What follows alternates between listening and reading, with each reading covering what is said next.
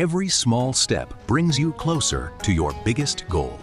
Have you ever looked at a big dream and thought, it's too far away, I'll never make it? You're not alone. The truth is, every great achievement starts with one small step. No one reaches the top of the mountain in a single leap. They move forward one step at a time. Success isn't about being perfect.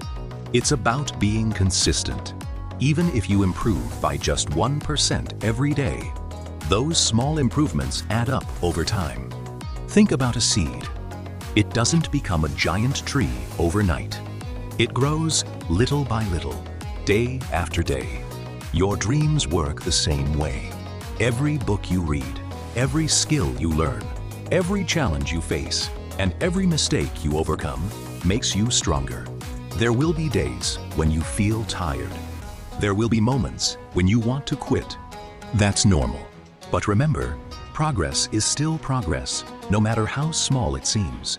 The people you admire today didn't become successful in one day. They stayed focused, believed in themselves, and kept moving forward even when the journey was difficult.